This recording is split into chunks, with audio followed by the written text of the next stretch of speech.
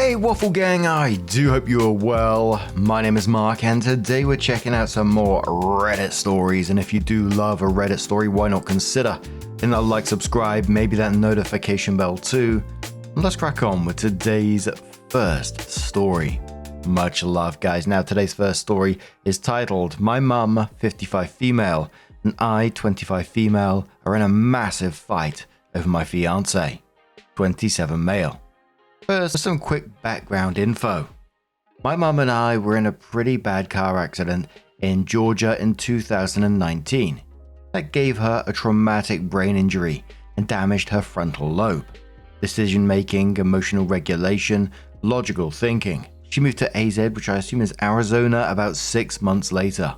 Was doing fine, then the pandemic hit and she was made homeless.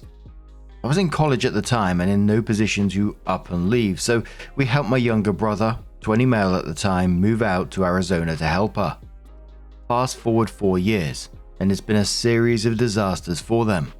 I've helped where I can, but they've been royally screwed by individual people, insurance companies, by advocacy groups, and by mental health facilities.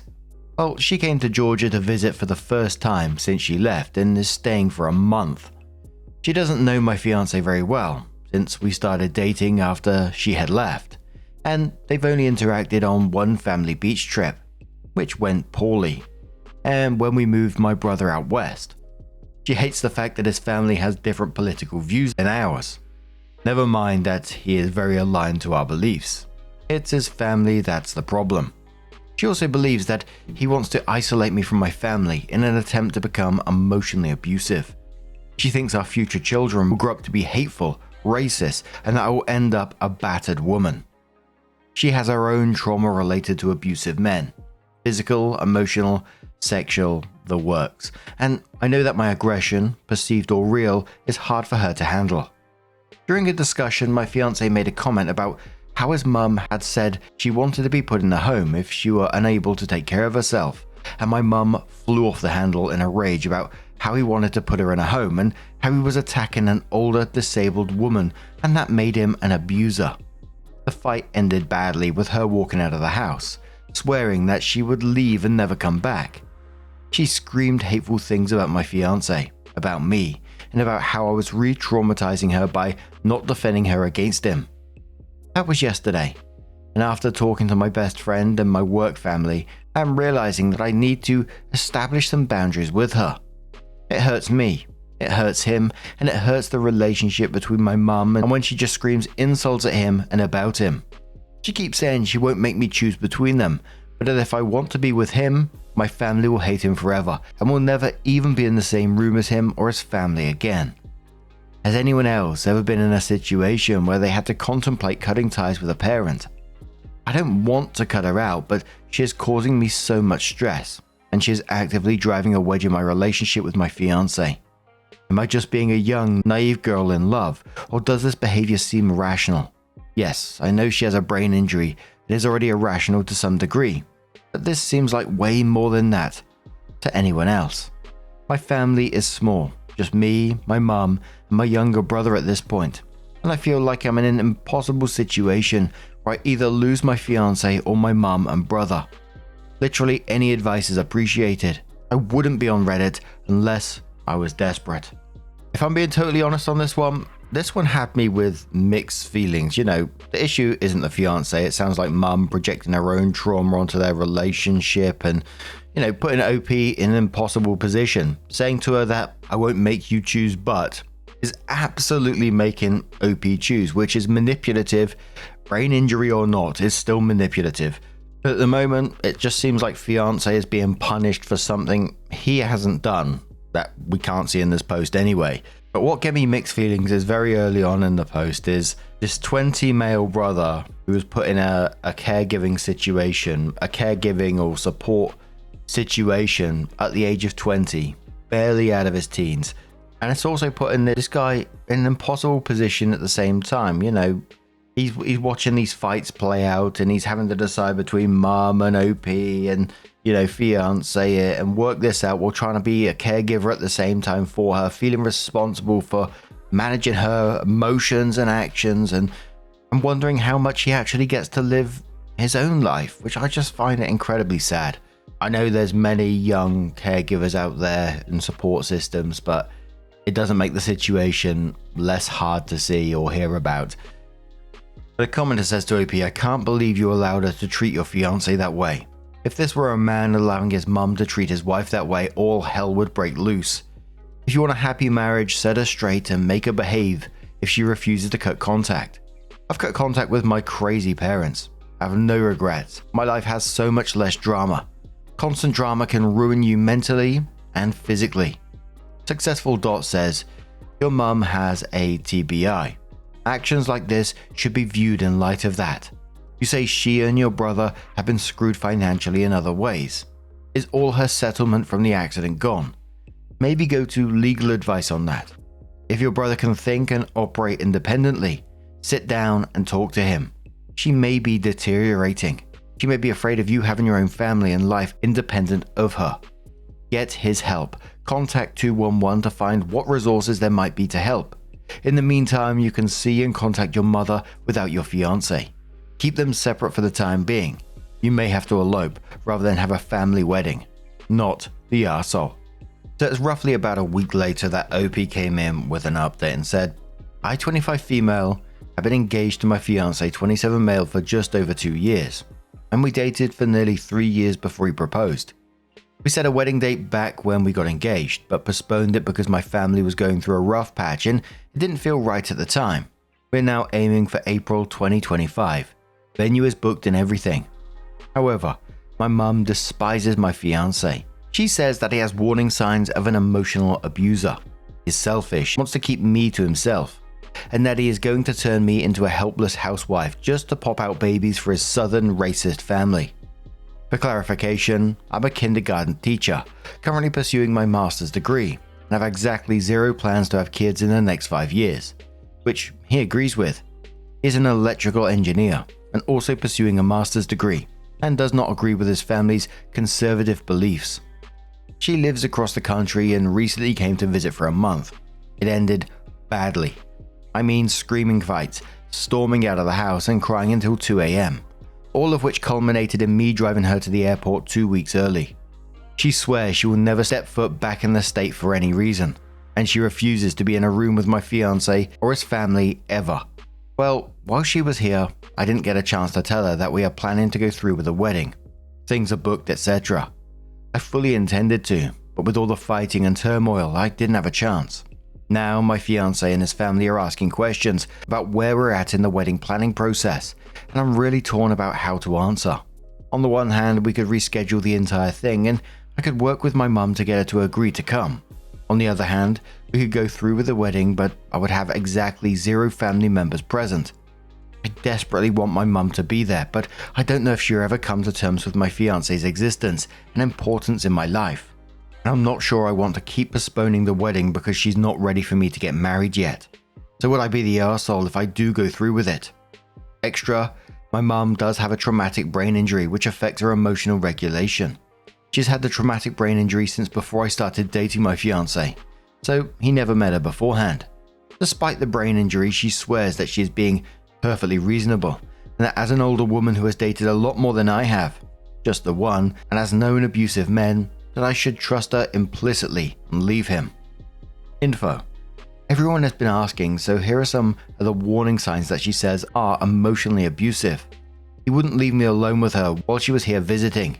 She's referring to the fact that while we would talk in the evenings, he would always be in the room, because we talked in the living room of the small house where we live. Never mind that he literally stayed out of the house for 2 days so we could hang out together, just my mum and I.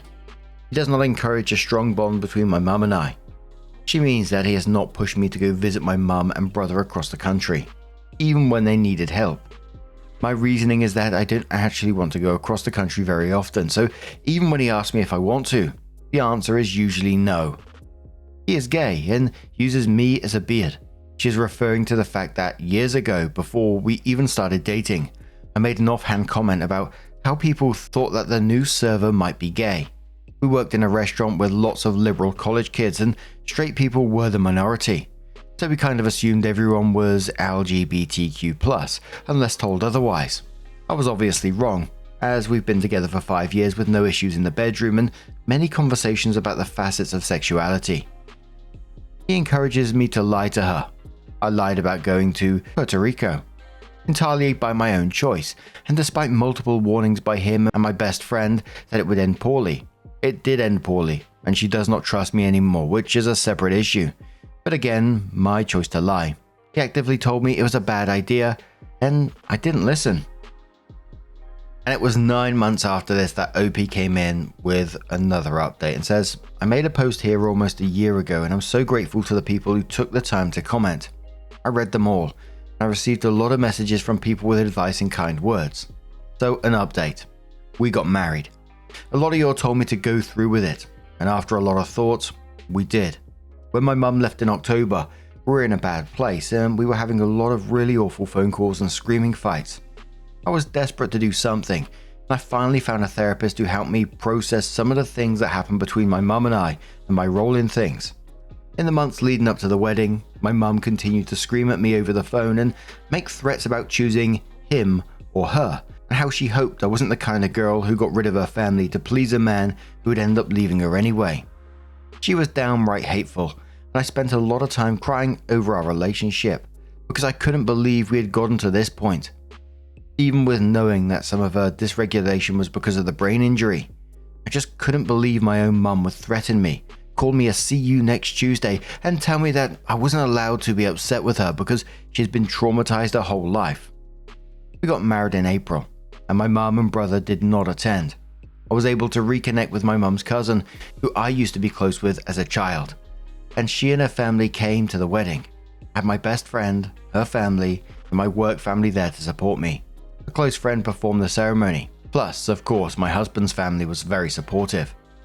There were times I missed my mum and I wanted to see her smile in the audience, but I was ultimately glad that she wasn't there. I would have felt like I had to perform and cater to her every whim, and I'm so glad I was able to just have a lovely day with all the people who came to celebrate with us.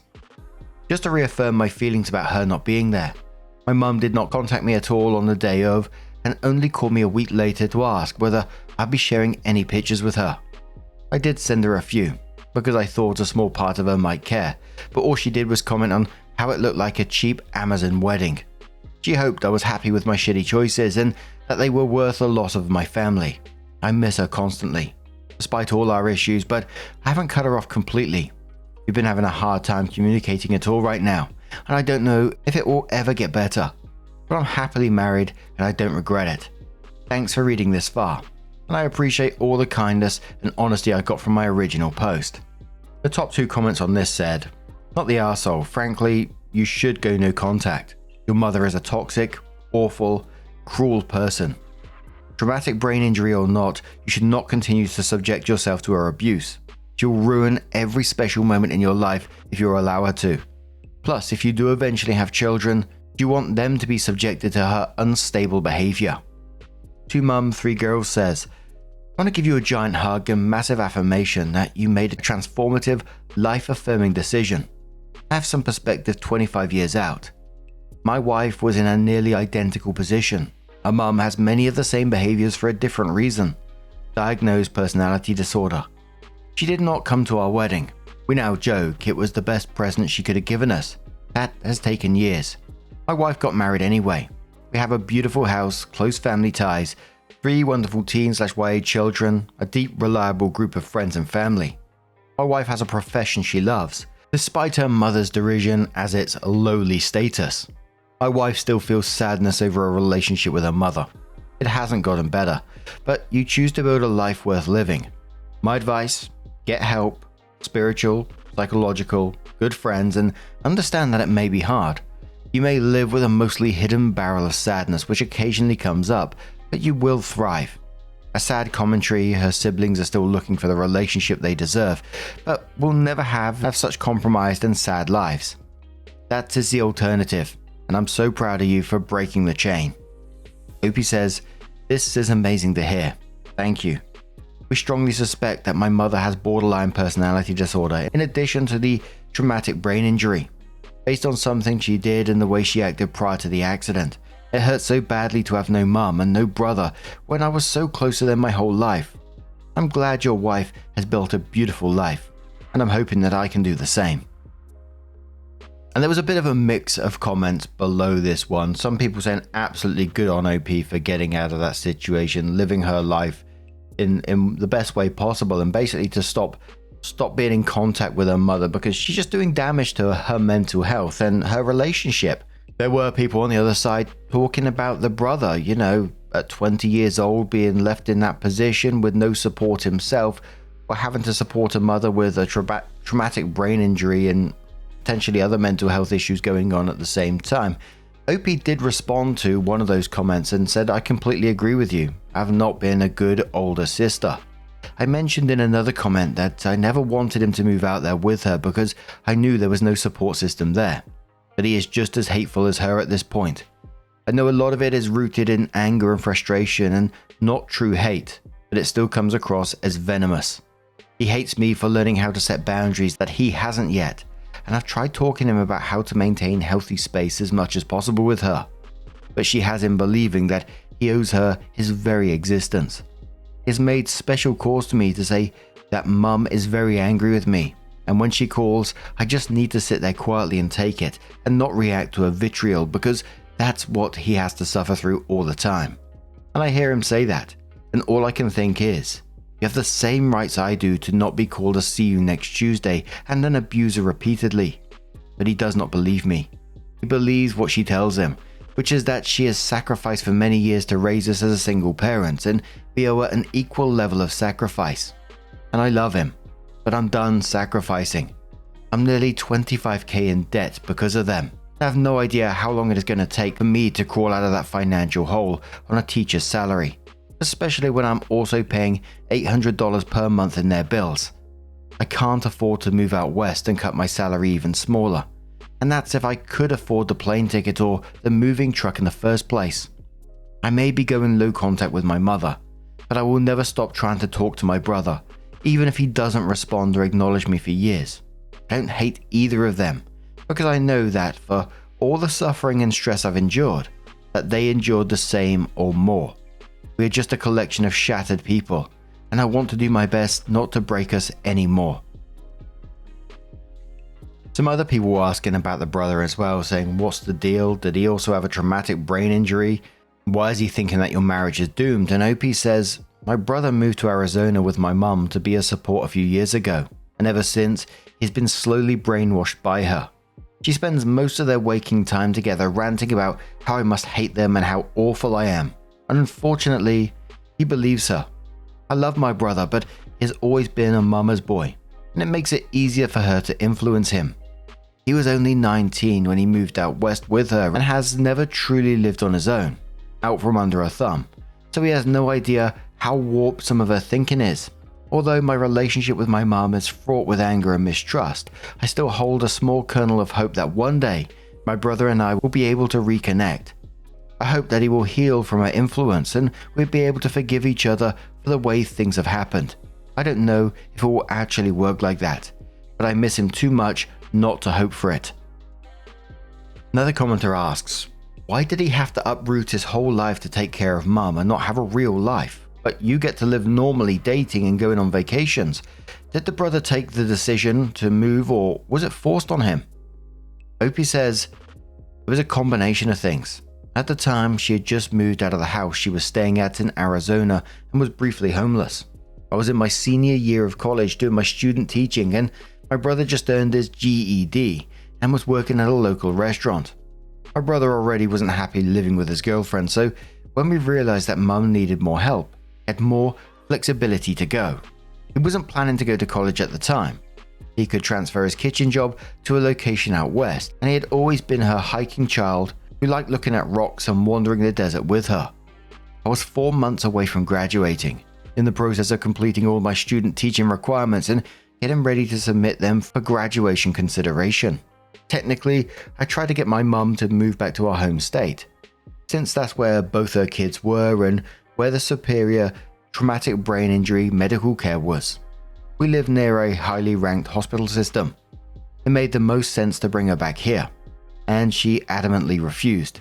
Sending him out there to help her was supposed to be temporary, but she got her hooks in him again, and he started to believe that he didn't deserve a life outside of caring for her. He started to believe that he owed her everything because she raised him. It was awful to watch, but literally within 2 weeks of moving out there, he stopped talking about how to bring her home and instead switched to complaining about how I wasn't helping more from across the country. Someone says, "What have you done to help support your brother? Does he get respite care, vacations? Your life was built on his sacrifice. Every one of your boundaries are his problem. He deals with the fallout of your peace. I'm not against protecting yourself from your mum, but if you're doing it on his sacrifice without helping him, not your mum, but him, your and his problems might be about the two of you's issues, and not about you and your mum." Opie says, "Unfortunately, my brother doesn't know what a boundary is any more than my mother does. I've tried offering him time or additional support from care people, and he has called me hateful for it. He believes that he owes my mother everything, and that he isn't allowed to want or have things for himself anymore. It wasn't always like this, but she got her hooks in him pretty quickly after he moved out west with her. We definitely have our own issues to work through, but I'm willing to do so as long as he's dealing with his own feelings and not just parroting hers. I've answered some other questions about him in other comments, but the fact is, I haven't been a great big sister, and I would love to repair our relationship a little. We've made small steps in the right directions over the years, and then we backtrack again.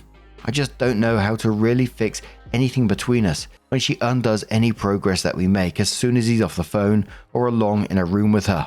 And just to note, most of the comments on this were very supportive towards the OP. I've just added those comments because they were talking about the brother and the additional information as well. Some people saying that they're right, other people saying that they're victim blaming towards the OP.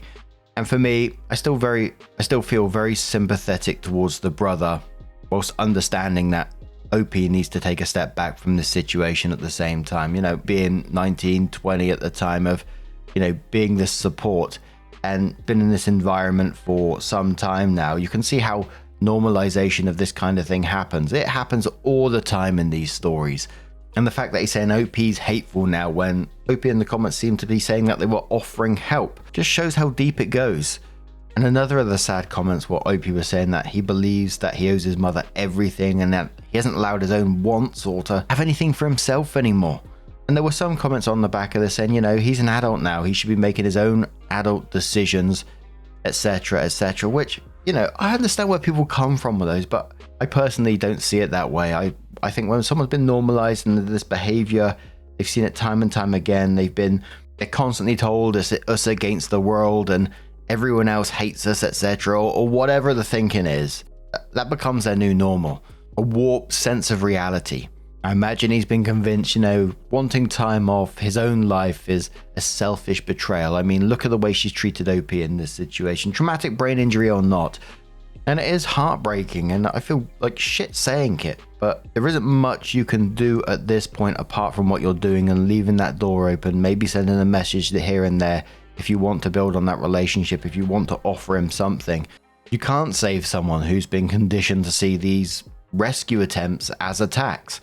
And you can't sacrifice your own mental health and your marriage at the same time to try and fix it, because your mum will just try and twist it every step of the way. So for me at the moment, and like I say, I never think I'm right, but looking at the situation as a whole, I think OP's dealing with it in the best way that they can at the moment, keeping that door open, but not sacrificing everything.